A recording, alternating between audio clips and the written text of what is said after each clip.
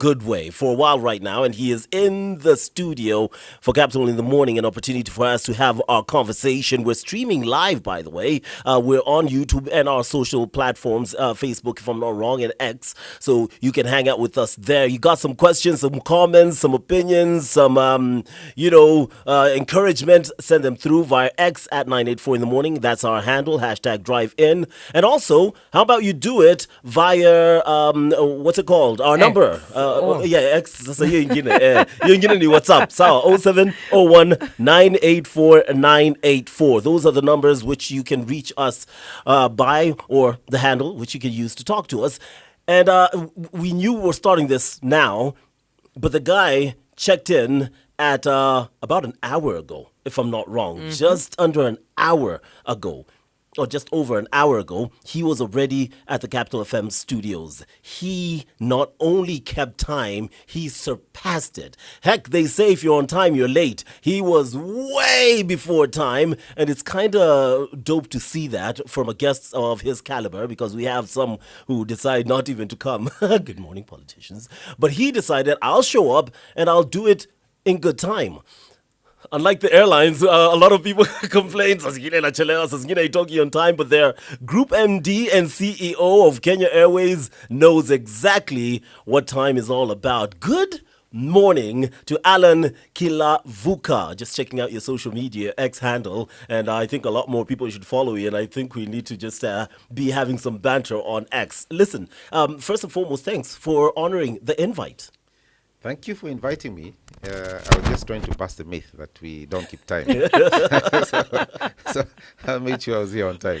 Absolutely. But it has improved. I'll tell you that. I've seen a steady improvement in the time. And listen, whichever airlines you go to, they will be late. Some will miss flights. It's just happening. In fact, if you travel to the US, you don't even get a place to sleep. Yani ukihata flight ikichelewa jipange. Just panga yourself. Here, we kind of try and make it as less inconvenient as possible. So I think you don't appreciate your country until you travel in many ways. Yeah. I was going to give you a story, quick one. Take your time, give us stories. So there was a time I was in Canada, I was in Toronto, and there was when I looked at the board at the airport, more than half the flights were delayed or cancelled. So I took a picture and I posted it just to make a point.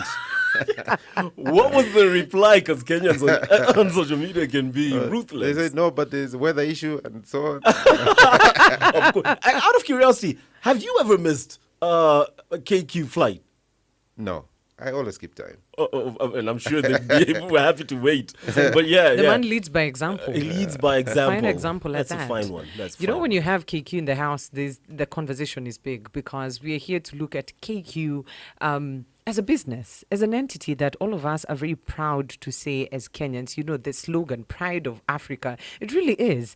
And given that there's been so much happening in the world, my goodness, sometimes, when we, locked in this interview and you were coming in as a guest on 984 in the morning, I was like, what would be the best place to start? And for me, it's almost like a postmortem that we need to do now. Let's look at COVID, post-COVID, and where we are right now. What's the state of KQ Jumbo Jet operations-wise, profit-wise? Every time we've seen KQ on the dailies, it's always, it's either it's not making money or it's making money, and people are like, they making money. Please balance that sort of like a rhetoric for us. Yeah, first of all, let me thank you for inviting me. It's very exciting to be here, to really just have a good discussion around aviation. So let me first start by saying that aviation business is very complex. Probably the most complex sector anywhere in the world. I always make fun of my colleagues in other sectors, and I tell them, if compared to what you do, yours is compared to what we do, yours is child's play. I mean, the complexities are wide and varied. Right from in terms of how heavily regulated we are, the way we operate. Kenya Airways, something to be proud of as Kenyans is that Kenya Airways is in fact one of the very few, if not the only, truly global Kenyan company. We operate in all the continents in the world.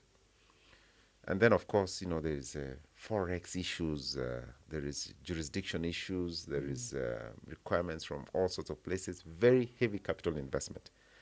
I just wanted you, Felaris, to guess, how much do you think an engine of a Dreamliner will cost to buy? One engine, we have two.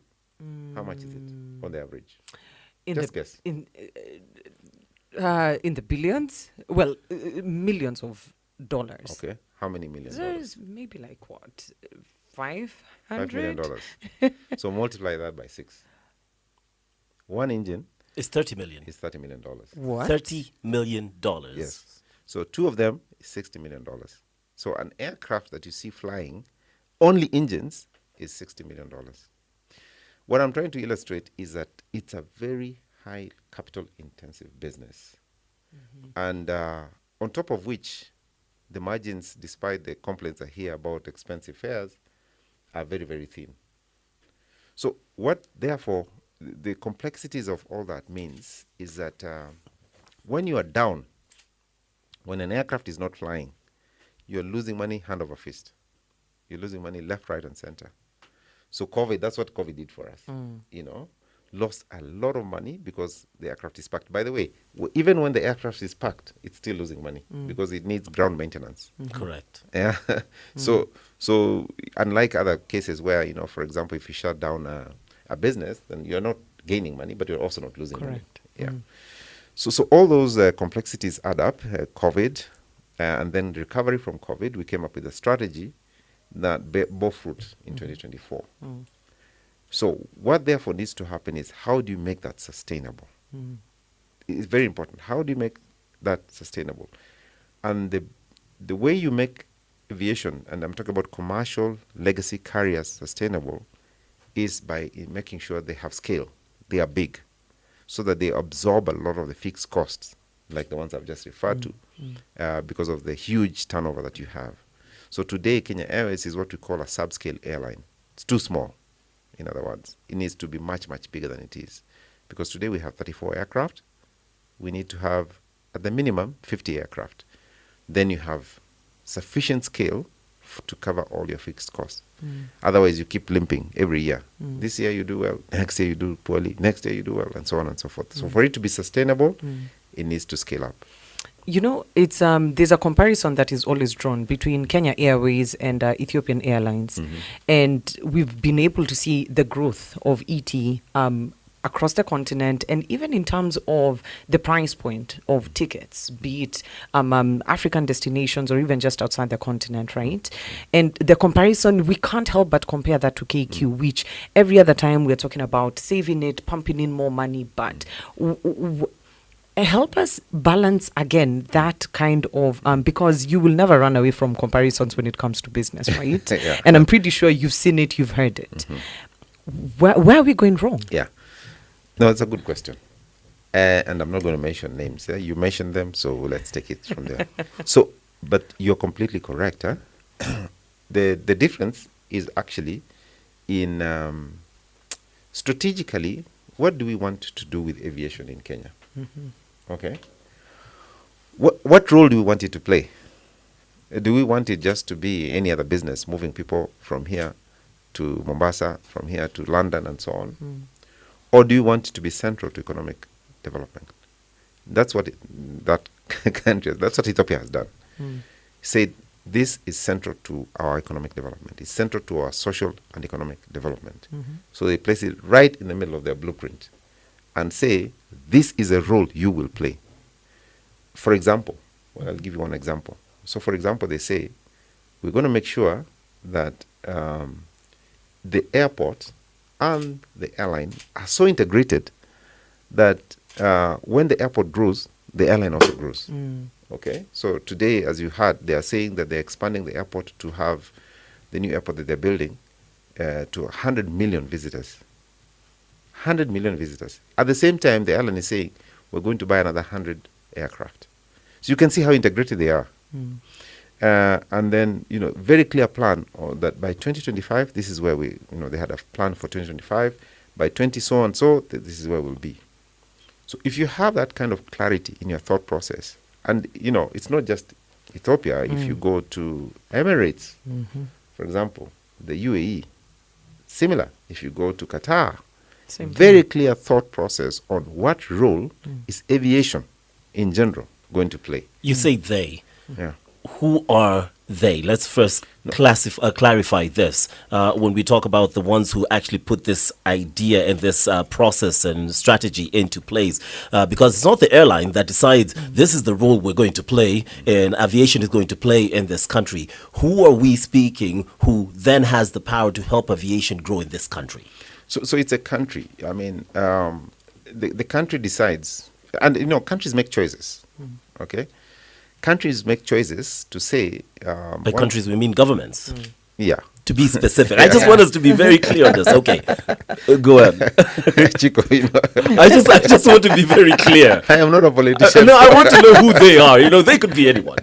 Yeah. So what I'm saying is governments make different decisions, or countries make different decisions on what they want to do with different sectors.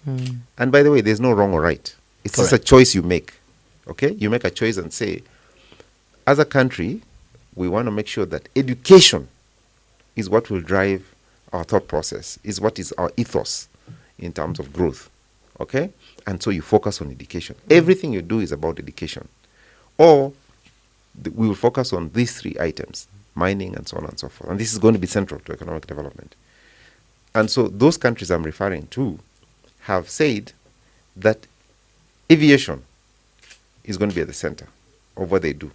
So that you see that you go and try and touch the airline, any of those countries I've mentioned, it's as if it's a national security issue. Correct. Yeah, because it's very central to where they want to go to.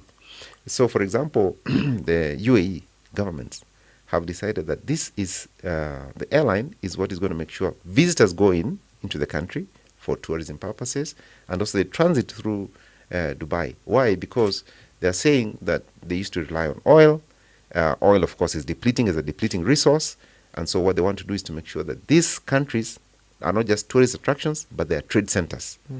Okay? And what is going to make that happen is aviation. Okay? Because of their situation, where they're situated. Same thing with Singapore. They said, okay, we're a small country, no resource, but we want to be an economic hub. We are kind of quite a little bit removed, so make it a big airline, big airport. People want to transit, people want to come to Singapore. And the only way to get to Singapore, or not the only way, but the best way to get to Singapore is through their big airline. Out of curiosity, what role, considering you're in it, what role is aviation currently playing in Kenya? And since we're not just about pointing out problems, we can look at solutions, considering your knowledge and your expertise and experience you have, and being at Kenya Airways for nearly half a decade, over half a decade right now. Yeah. What role would you then wish to see aviation play in the country that would actually benefit us more? Yeah. So here's how I see it, right? So Kenya is very fortunate. Kenya as a country is very fortunate because of the geopositioning of the country. Bang in the middle of Africa, very good weather, very smart people, very educated people, okay? Then we have what we call, we have a source market for travel. We also a destination of travel. In other words, we have, attractive sites. So we have the base of what would make aviation successful. In fact, if I compare it to some of the countries you mentioned, we are a lot more attractive. Now, so today, what has happened is the kind of the viewpoint of aviation generally has been that, and this is a problem in Africa, by the way, all across Africa, is it's important, but not critical. Yeah, it's not, what I mentioned is not central to economic development. It's important, yes, and that's why there's always support. We cannot say the support. Yeah. There's always support, but the support that is needed is centralize it, so that when I say central, I say that like I mentioned. Actually, let me just mention Ethiopia because it's a fact of life. A good example. Yeah. So Ethiopia, a lot of what they do centers around Ethiopian Airways. They employ lots of people, both directly and indirectly. Kenya Airways does as well. But we are playing way below our capacity. So the problem is, in my opinion, is a multiplicity of issues. So first of all is, and we cannot run away as Kenya Airways from the fact that we have made mistakes in the past. And I'm sure we will make more in the future because we're human. Yeah. But I think the argument I'm trying to advance is there also needs to be a deliberate policy decision that says this is a role that they are going to play. I think you've heard it said it many times that Kenya Airways is a strategic asset of the country. So that acknowledgement is important, but it needs to be a lot more aggressively followed up, Yeah, and I'm choosing my words very carefully. I can see you. I can see you very cautiously maneuvering past this, understandably so. It's I like that you brought in policy, and where policy is concerned is we'll mention it here because again we're here to have a very broad conversation. Government is very much involved in an organization, institution that really a lot of Kenyans look at with so much pride and would really want to rally behind it, but again has to have the kind of strategic plan that allows it to grow to leaps and bounds to even beyond what we've seen other carriers do across the continent. Now there's, like you said, so many factors to play with it. Macro, micro.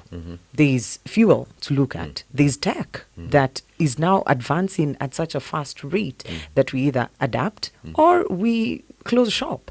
There's also looking at how do we standardize things, because again we are reaching out to the consumer. So we really cannot be saying that we are here doing so much work and then at the end of the day the consumer still has so many options, carriers from across the world that they can look at and say, listen, I would want to support KQ, but these ET, these all of these other carriers where I see the price point is something that caters for me because the economy is something that we're all talking about. So looking at all these factors, what is KQ doing strategically to be able to, one, tap into tech, to be able to grow, again, cater to the consumer, but also play within the competition? Because the competition right now, if there's someone who just won a jackpot of 500 million shillings, he can invest in KQ, can very easily become a player within that space. Yeah, so it's a very broad question, but let me start by saying that in fact, let me start from where you spoke about investment, because when we say rolling out of technology, that will need investment, and it is true. It's important for us to roll out technology, to leverage technology, first of all, to make the passenger experience a lot better, but more importantly also to help optimize our operations, reduce our cost. So that's really the point you're trying to make. But now, investment needed. You see, the reason why there's a lot of hesitation when it comes to aviation is the investment. I was just trying to mention at the beginning how much capital we're talking about.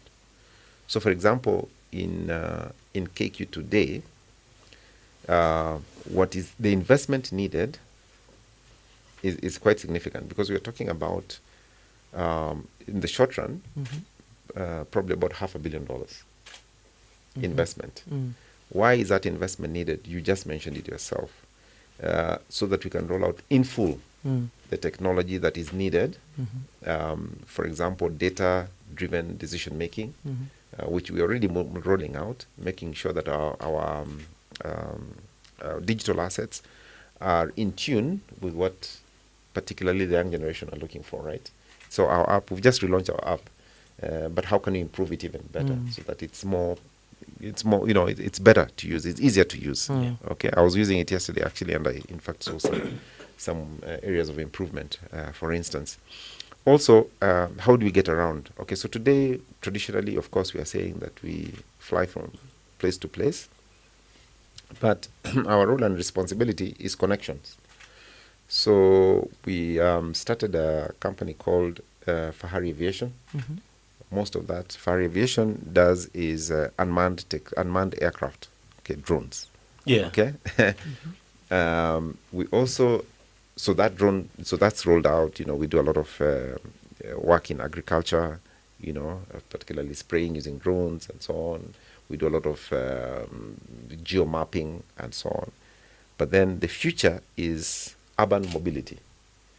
There's a lot of buildings coming up. There's a lot of traffic in Nairobi, maybe in Mombasa, or people going into Mombasa. They use helicopters. There's better technology. So we've started the conversation of, okay, so how do we make sure that the urban mobility is done in a more environmental sustainable way?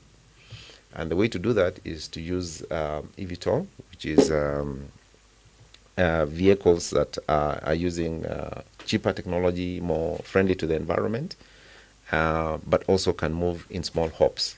So today we are looking at, what we were calling air taxis. I think you've heard that, using that. So that investment is needed for that area.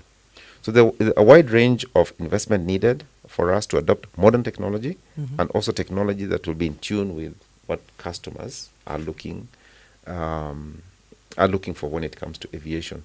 How can they much easier change flights on their own, so self-service, and look for flights, look for even the flights that not just for our own flights, but also flights that are connecting with our codeshare partners, for instance. So there's a lot that we're working on in that area. We have what we're calling Fahari Aviation Hub. Fahari Aviation Hub, the role of Fahari Aviation Hub is to look for ideas, both from customers and also internally, and the trends around the world, to see what can we adopt quickly, even without sufficient funding, as it were. We're speaking with the Group MD and CEO of Kenya Airways. We'll be delving into the conversation further, dealing with, technology, everything concerning the aviation industry, not specifically just about Kenya Airways, although they are the pride of Africa and they are the number one when it comes to the country. We'll also be taking a look at other players, how to grow it in this country, the biggest challenges, the issues of money, and the support that it requires. But we also have to tell you how the roads are looking and what's happening in the world of sports. In fact, off to the stadium we go.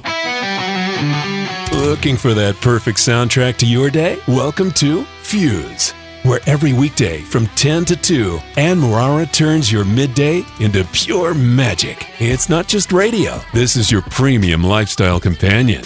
Rock that ignites, pop that excites, EDM that delights, and golden hits that take you back to those perfect moments. When the clock strikes noon, dive into the Throwback Hour, your daily dose of pure nostalgia from the 60s, 70s, and 80s.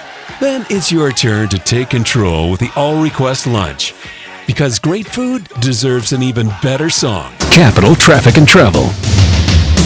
Well, if you're heading to the airport right now, best route for you to use, because you're going to be flying Kenya Airways. And if you're not flying Kenya Airways, I don't know how patriotic you are. This is where I look at you and tell you, please do better, because Kenya Airways is definitely flying to a destination that you are headed to. How many destinations are there for KQ at the moment? 43. 43, that's across the world. Across the world. And, flying to London Gatwick, which is something that we'll speak about. If you're wondering who I'm speaking to, it's the CEO and Group MD of Kenya Airways, who's with us in studio and is telling you, please, autaachwa na ndege, atapigia watu, awambie wakungoje. So if you're late for your flight, well, take the expressway. It's looking clear. Traffic on the A104 delays of 7 minutes. Outer Ring Road delays of 5 minutes. And traffic on the A2 delays of 11 minutes. Let us know what's going on those roads. 0701 984 984. Capital Traffic and Travel. Capital Sports Update, where sports is taken seriously. Good morning. How about we start off with some rugby news? Kenya Harlequins chair Victor Sudi says his desire is to make the Christie Sevens a better tournament than the way he found it when he took office. Now, Sudi says they are set to continue sourcing for partners in efforts to transform the annual competition and maintain its legacy as Kenya's oldest rugby tournament. Our work to do is just to take it to the next level, carry it, and also hand it over to the next organizers, the next committee, and that's how we ensure that legacy continues to grow. And for me, I'm indeed humbled that we've managed to get where we are. All right, now the 59th edition of the tournament is actually set for this weekend at the RFUEA grounds. So if you're listening to us from somewhere else around the world, book that flight and come on down. We're going to have a party. In fact, this year's edition of the Christie Sevens is likely to be the biggest ever in the history of the 59-year-old competition. Think about that. Tournament director Nekesa Were actually said 81 teams have so far confirmed participation, with more clubs continuing to register an interest. Christie Sevens will be held from the 15th to the 17th of August at the home of Kenya Harlequins, RFUA grounds, which is where we are now, and it's likely to be the largest Christie's ever. In terms of numbers, from Friday to Sunday, we'll have about 81 teams with 972 players playing rugby. That number is growing as we have more teams confirming some of our tournaments. Ooh, child, I can only imagine the number of fans will show up. You and I have got to show up and show out. This year's competition will be the third leg of the National Sevens Circuit, following the Driftwood and Prince Louis Sevens in Mombasa and Nakuru, respectively. Now, matters motorsport. Despite the Sports Disputes Tribunal drilling the final nail in their coffin, Kenya Motorsports Federation Limited are not giving up without a fight. The federation won the latest round of that battle against its rival, Motorsports Kenya, when it obtained a stay order from the High Court, temporarily halting the tribunal's decision, which ordered the sports registrar to enlist the latter organization, aka Motorsports Kenya, as the rightful body to govern the sport in Kenya. Kenya Motorsports Federation Limited Chair Jim Kahumbura welcomed the decision, describing it as a win for fairness and transparency. How about we catch a quick flight to Italy? Can you always see how I plugged y'all guys in there? Man, I should be your influencer. Or maybe not. Don't fly that often. Anyway, it doesn't matter. We're on that flight. We've landed. We should have done it yesterday. We're in Italy. It's the UEFA Super Cup. It is Spurs up against PSG. It is Spurs leading in the 85th minute, 2-0. It is everyone else screaming in the stadium where we are and at home on social media. Ay, Maisha, what's happened to PSG? Walichapwa on Chelsea. And from there, they're being falling apart. And then, boom. From the 85th minute, where 2 goals come in, that's Lee Kang-in and Gonzalo Ramos. Back-to-back strikes, and we're into the final of the UEFA Champions League winners, making sure we go into a penalty shootout. And guess what happens? Boom. They beat Spurs, which is the story that usually happens. Spurs chokers, so close yet so far, always failing in the final hurdle. Not what you hear when it comes to the pride of Africa, is it? Capital Sports Update. Up to the minute sports, where sports is taken seriously.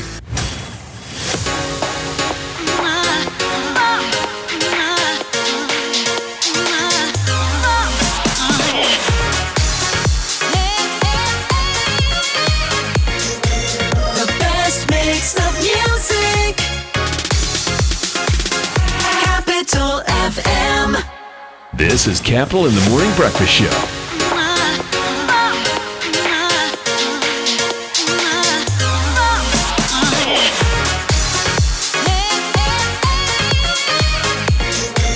The best mix of music.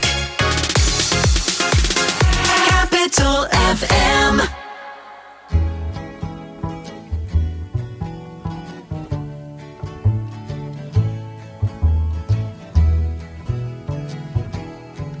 All my bags are packed, I'm ready to go.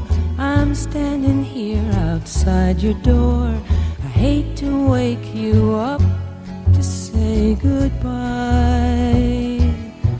but the dawn is breaking, it's early morn.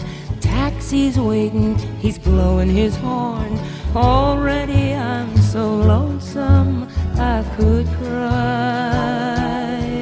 So kiss me and smile for me. Tell me that you'll wait for me. Hold me like you'll never let me go. I'm leaving on a jet plane. I don't know when I'll be back again. Oh babe, I hate to go. There's so many times I've let you down, So many times I've played around. I tell you now, they don't mean a thing. Every place I go, I think of you. Every song I sing for you. When I come back, I'll wear your wedding ring. So kiss me and smile for me. Tell me that you'll wait for me. Hold me like you'll never let me go.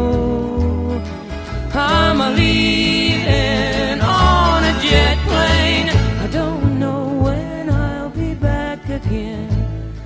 Oh, babe, I hate Oh to man, they take you to Gatwick and they bring you back. And by the way, they do that overnight, so you land and you are fresh for the day. That's Kenya Airways. London, your destination. You have a great partner. At the same time, it's an expensive partner, at least on their side. I mean, we assume a lot. In fact, there's a message here via 0701 984 984, which came from SDG, who says, OMG, engine is 3.9 billion shillings. How much is the aircraft? I asked that question. You won't believe the answer. Group MD and CEO Allan Kilavuka is in the house. How much is an aircraft? We already have a thought on the engine. What about the aircraft? So the Dreamliner, which is our biggest aircraft, is $200 million. So do the maths. And you have how many of them? 9. We have 9 of them. All of them currently operational. No, in fact, that's a discussion I had. No, not all of them operational. So 3 of them are currently not operational. Okay. Yes. Okay, that's a discussion we'll come back to Yes. in just a second, but I wanted us to answer a few questions that are coming in. Yeah. And the next comment comes from LC.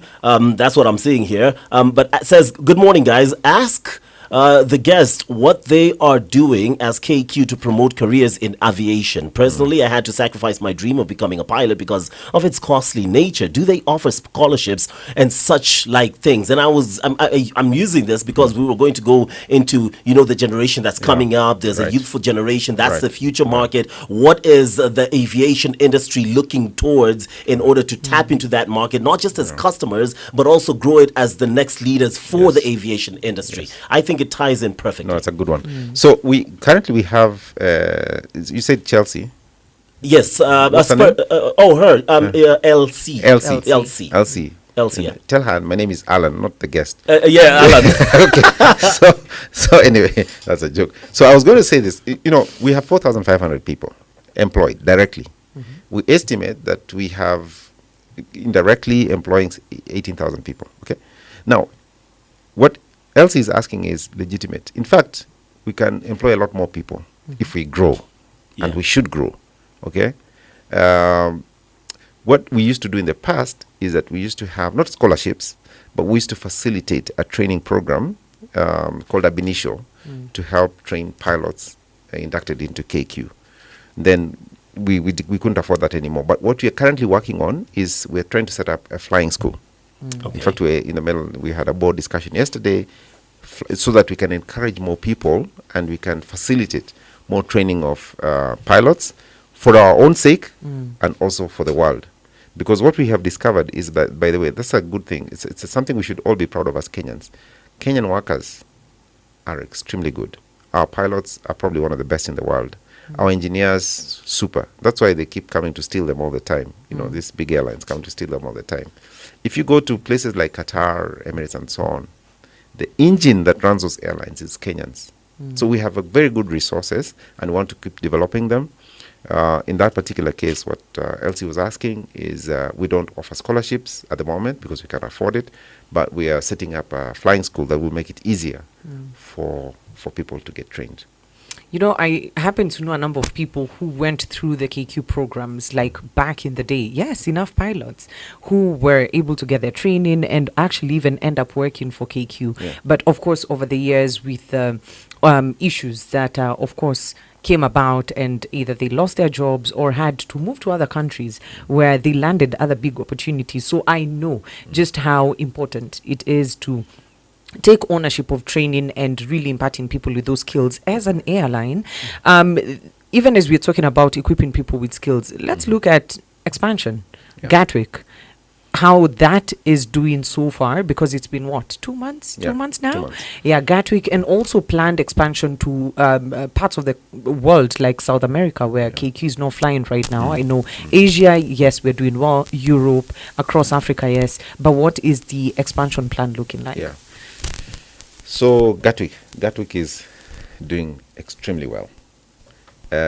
We went to Gatwick, to be honest, it was more opportunistic.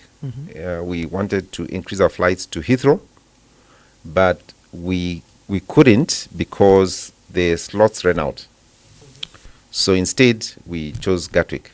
And initially, we thought that it would be a slow uptick, but it just, London is very good for us, actually, by the way. So Gatwick is doing extremely well.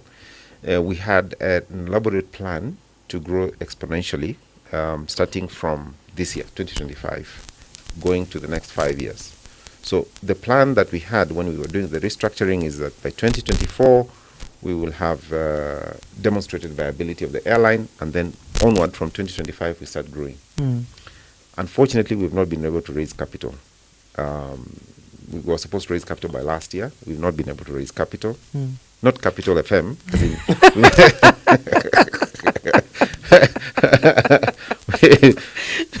we've not been able to fund the business. And by funding, like I said, the minimum of $500 million so that we can expand. And that is the question. I'm linking this to the question that was asked by Elsie. By Elsie. And the question was, no, was it Elsie? I think it was you, Chico. I think you're the one who asked. And the... No, you asked about, are we flying all the aircraft? Oh, yes. Are they all operational? Yeah. Operational. So the aircraft, remember the engine issue? So every 12 years, aircraft go through what is called an overhaul of engines. So you're renewing the engine, the life of the engine. Correct. Okay. Now, for the big aircraft, they've come to 12-year anniversary, and they need to go through engine overhauls. Now, you will not believe how much an engine overhaul will cost you. Blow our minds. $15 million. So, of all our aircraft, most of our aircraft needed $15 million. And then there is a queue at the engine shops because of the shortage of spare parts and so on and so forth. In fact, I issued a statement earlier this last month to say for that reason, we've not had availability of all our engines, of all our aircraft. And what that has done for us this year, it has really hurt us, because we have had 20% less capacity this year compared to last year. Now, because we are listed on the stock exchange, I will not give more details. I will release the details at the end of this month. But it has really, really hurt us. The number, if I give you the dollar or shilling number that has translated to, you'll be so surprised. Sorry, I'm sorry. I need to understand something here, because as Kenyans, and this is something Felarius was saying just before we came back, how we see it easy to run a business from the outside. There's a lot of complaints because KQ, you got to come and help KQ out. Every other time the government and the people are coming in to save Kenya Airways. But now listening to these numbers of the engines, of the aircrafts, of right now the overhaul or the the overhaul of the engines, and the fact that it takes this long and how much money is being lost, I'm not even getting into that. It makes me wonder, when will we ever balance out? How do you balance these books financially then? Yeah. So actually the idea, which is actually what I was getting to, because I have not answered that question.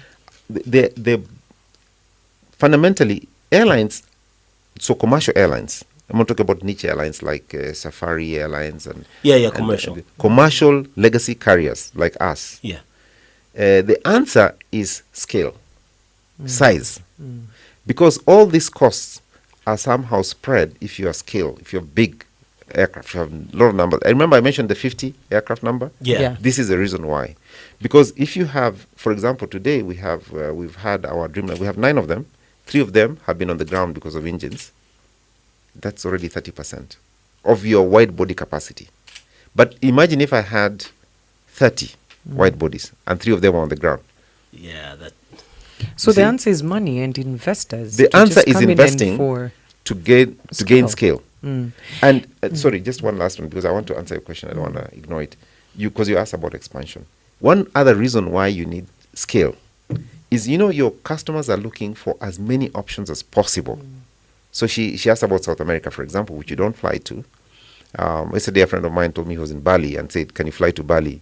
We don't fly to Singapore.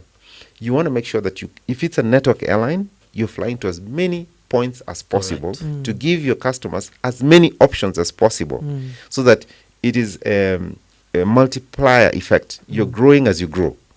Okay? More people are flying you, and therefore you need more growth, and so on and so forth. Yeah. As long as you don't have many options, then you limit the options for your customers. Are you planning to do the Singapore, Asia, South America routes? Any chance that we're thinking there? Or are we looking to cement fully Europe, Africa?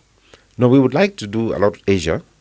Recently, we entered into a strategic... let me be careful what I say here. We signed an MOU with Qatar.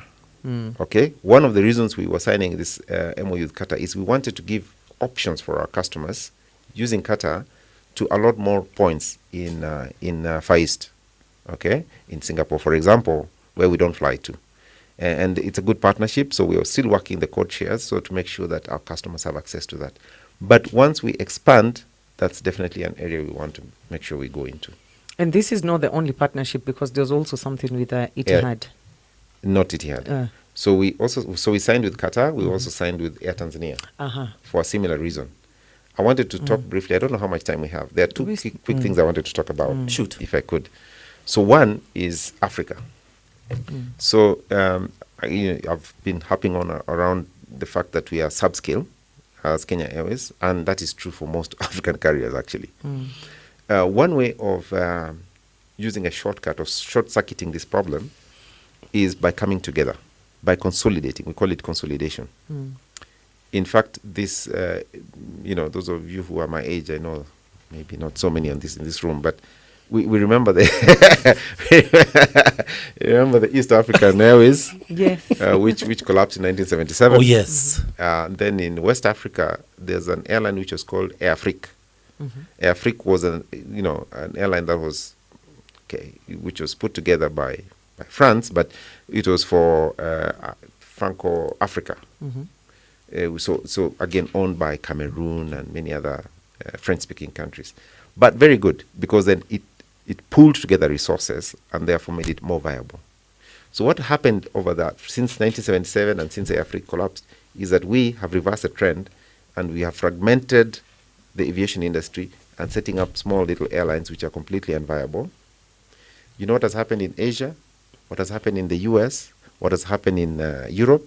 They've actually been consolidating. They are huge already, but they are even consolidating more. Further, to make them even more viable. Because again, big is beautiful in aviation. Small is ugly. So we are trending towards the ugly by fragmenting. Now, the idea of the discussions that we had started with South African, which obviously, unfortunately, didn't work, is what we are thinking about. Okay, so let's start the discussions with other African carriers. That's why we signed with Air Tanzania. We can find areas of cooperation. They have capacity, we don't. So how can we work together? Because they have what we don't have, and we have what they don't have, and so how can we synergize and make it work? So Pan-African Airline, which we conceptualized with something called Pan-African, by the way, it's registered, Pan-African Airline Group, is a futuristic airline that consolidates more and more African carriers to make our scale bigger in the short run, even without money. So once you put together all these resources, assets, then you increase the scale. So if, for example, Air Tanzania has, actually I'm not sure what their fleet is, let's say 20, we have 34, so already you have 54. Yeah. So how can you work with those 54 aircraft? And I'm not saying we're going to do that, but that's the futuristic thinking about a Pan-African Airline Group, because everybody in the world has done it and it's successful. Yeah. So you don't even need to repeat the model. It worked, and it worked before anyway. So Pan-African Airline Group is important for us as Africa to grow. The continent is so large, poor infrastructure on rail and road. So the only way to get around the airline, the continent is by flying. Is by flying. Okay, so we need it more than everybody else, than Europe. Europe is a fraction of what we have here. They have infrastructure, yet they're consolidating and growing the airline industry. For us, we are taxing our airline industry even more and more, and making them even more unviable, fragmenting the industry. So we're moving in the opposite direction, is what I'm trying to say. So policies are also Policies hindering. is needed, Yeah. right from the top, and goodwill. There's a second one I wanted to mention.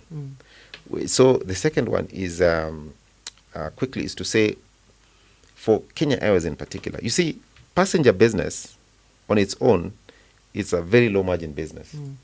So that if anything happens, like when you ground your aircraft, it really hurts your margins. Correct. So what we've been working on as Kenya Airways is diversifying the business. So there are adjacent businesses within Kenya Airways that we're working to expand. So for example, cargo business, yes. expand the cargo business. We currently are looking to, we have land, okay, so we're expanding our academy. Elsie was asking about that. Yes. So we're expanding the academy. In fact, we signed an agreement with London Metropolitan University. So we're offering a university in aviation in particular, university degrees, particularly for our staff, and then we'll expand it later on. Then MRO, which is maintenance facility. So those are the ones that are going to make money and augment or support the passenger business. Passenger business on its own is very difficult to make money. So the idea is the money that I said we need for capital investment is also to expand and diversify the business. So apart from which makes sense, because you've kind of answered this question to a certain degree. You were talking about time. We should be letting Unia do the news, but keeping time here. That's why I never criticize Nick Cheleweshon at KQ, because I never keep time. But here's the thing: you've talked about consolidation and the Pan Africa group. Airline group, yeah. Yes, the airline group, and pointed out that cargo and this other way, the academy. These are the ways that we can use money to support, because on their own passenger, unless it's a big number in terms of your airlines, is impossible. I'm hearing as if it's those and expanding the fleet is slowly being erased from the paper here. No, it's all together. It's all at the same time. So fleet expansion. So remember, for you to have a successful MRO, maintenance facility, you need the fleet. Yes. You need the size. Okay. So for example, if I want to set up an engine shop is what they do the overhauls. You need a minimum number of engines to set up an engine shop. So you also need to expand. So everything needs to go at the same time, in tandem. Yeah. That's why a lot of money is needed. So first, expanding the fleet, which we're going to do. When we find aircraft available, there are no aircraft available, by the way. So that's one thing. Therefore, that's why it's difficult for us to expand route. Secondly, is to diversify, like you said, academy and these other things. Yeah. Okay, to support that business. And thirdly, is consolidation. Work with other airlines, particularly in Co-sharing Africa. alliances. Yeah. So that is a three-pronged strategy to make this airline sustainable into the future. How much money we think? I know it's you're not going to give me an answer, boss. No, I already gave you. I said a minimum of $500 million. Half $500 a billion billion. USD. Once we have that as we wrap up, my only question to you is going to be, do we then solve the headache that Africans have where we have to travel outside the continent for us to fly back in? Yeah. Because it's cheaper that way. Yes. So if we do what I'm proposing, it will be part of the solution to that. Good. Yeah. We like solutions like that. Fantastic. And you heard it from the horse's mouth. KQ MD and CEO Allan Kilavuka. And please, welcome back to Capital FM. Oh, I'll be here every You day have all a the time. permanent seat here. And play the best mix of music. And we can talk about Arsenal next time. Yeah. Oh, by the way, there's a message from LC who says, by the way, and this is on me, it's Leslie. Well, you wrote LC, so we didn't know. It's Leslie, not LC, as Alan. He was throwing shade back at you, but it fails because it lands on me. It so happens that Alan is actually classy when it comes to his work, his industry, his business, and also in football. He's an Arsenal fan, and we are winning this league this season, correct? Yes, correct. The only thing is that I don't really like their sponsors, but I love the company.